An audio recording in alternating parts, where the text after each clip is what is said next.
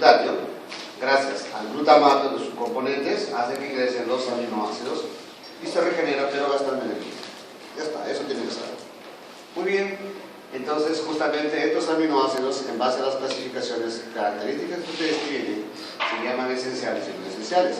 Ya saben que esencial no significa más importante, sino simplemente porque no tenemos la capacidad de poderlos formar, no sintetizar. Entonces, ahí lo tienen, vean ustedes, ese listado de aminoácidos esenciales. Miren, esto es lo común para todos nosotros. Sin embargo, cuando uno fue niño y cuando estaba en crecimiento, además de estas, se necesitaba también tener arginina e histamina. Pero mucho más si uno fuese prematuro, además de ellas, ¿no?, se necesita cisteína y tirosina. ¿Por qué no se necesita ya en un adulto, en un joven? O no en un niño no prematuro. ¿Por qué? Porque esta cisteína se origina de la metionina y la tirosina se origina de fenilalanina. Y ustedes saben que eso se va a producir dentro del hígado, pero cuando ésta alcanzó su madurez. Y cuando el bebé es prematuro, no ha alcanzado esa madurez. Entonces, ¿qué va a pasar con esa madurez? Dependerá también de la edad, pues, ¿no? Una cosa es que sea un parto prematuro de 28 semanas, que sea de 32 semanas, que sea de 34 semanas, ¿no? Entonces ya, ahí no tenemos reglas, eso ustedes lo van a determinar. Pero, entonces ya tienen esa idea, entonces, ¿para qué puede servir ese estudio? ¿Han hecho ya en genética alteraciones, errores cogentes del metabolismo? No. ¿Todavía? Pero miren, les decía un minuto atrás de que esta fenilalanina se puede convertir también a tirosina. Se va a convertir, que se puede. Se convierte en tirosina, normalmente. Pero hay pacientes que tienen una enfermedad llamada fenilcetonuria. Estos pacientes carecen de la enzima que convierte la fenilalanina hacia tirosina. Esa enzima se llama fenilalanina hidroxilasa. Hoy voy a calcular el tiempo. Si no da el tiempo, lo desarrollamos. Si no, eso dejamos para después. ¿Ya? Fenilalanina hidroxilasa. Entonces, estos pacientes, por ejemplo, carecen de esa enzima. Entonces, para estos pacientes, la tirosina ¿será esencial? Siempre, toda su vida, porque nunca va a poder formar tirosina. Entonces depende también de para qué se lo necesita, en qué casos puede estar presentándose este proceso. Ya aquí estamos también en la lista, tirosina, ¿listo? Ya lo tenemos ahí entonces. Muy bien. Ahora, lo otro que hay que darnos cuenta nosotros en caso de proteínas es de que estas no tienen capacidad de almacenamiento. No se almacenan. En cambio, carbohidratos se almacenan como glucógeno. Los lípidos se almacenan como triglicéridos. Pero los ácidos grasos.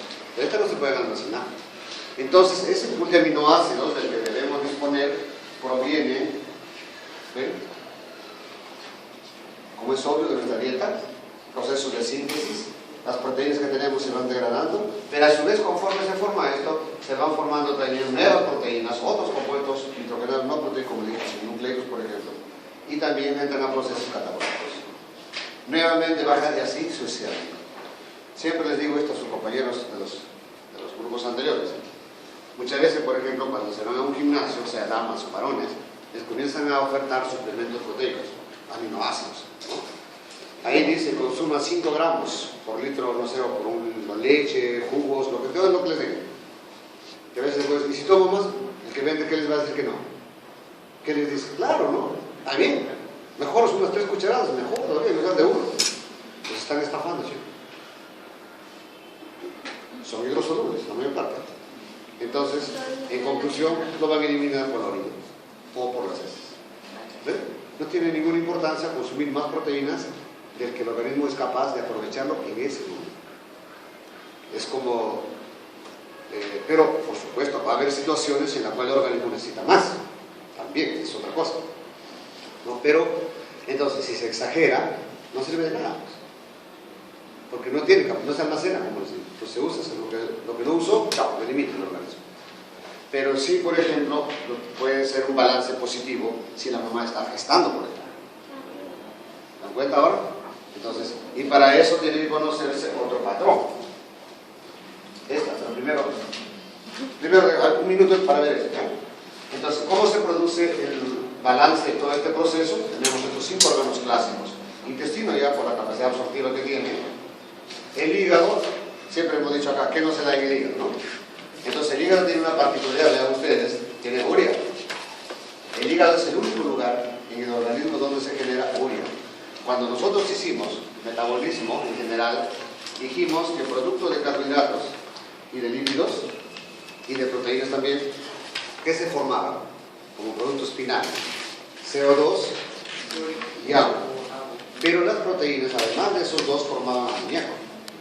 Ese amoníaco es una sustancia tóxica para el organismo. Tiene que deshacerse del organismo. ¿Cómo? Convirtiéndolo en agua. Y el lugar donde se forma es solo en el hígado.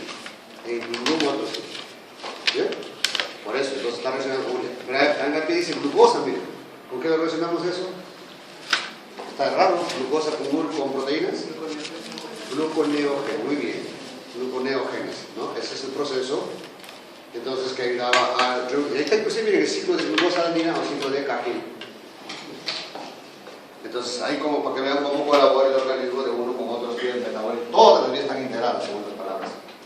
El intestino corroboramos lo que dijimos también, ¿no? Dijimos, el intestino no le gusta la glucosa, ¿qué le gusta? Glutamina. Ahí está. El riñón es el que más va a ayudarnos en el proceso de excreción, no solamente de la urea, sino también directamente del amoníaco. Y el músculo reparte así por ambos, dado su estructura, y también va a llegar hacia el cerebro, ya conocen ustedes los neurotransmisores, ¿no? Entonces, les decía, esta, ¿no? Esas son, o sea, ¿cómo saber, mejor dicho, si la cantidad de proteínas que estamos consumiendo es óptimo?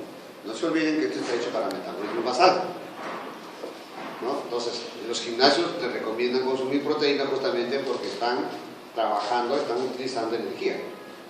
Y para regenerar tejidos se necesitan, no está mal lo que están consumiendo. Lo que está mal es cuando está en exceso. Ese es el único problema.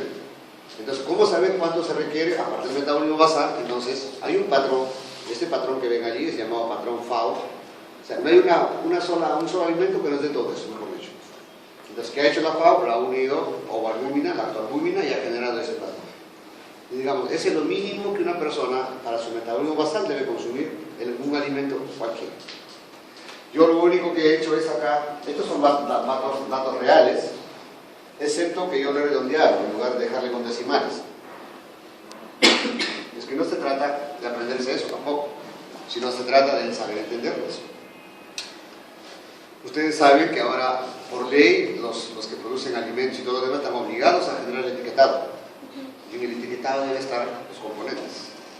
Entonces, fácil, comparan esto con la tabla que ustedes seguramente van a utilizar, van a manejarlas. Entonces, imagínense, por ejemplo, que les digan, doctor, esta nueva fórmula, porque se le llama, ¿no? O esta nueva, no sé, el nombre que pueden encontrar, para no mencionar ningún ejemplo en particular,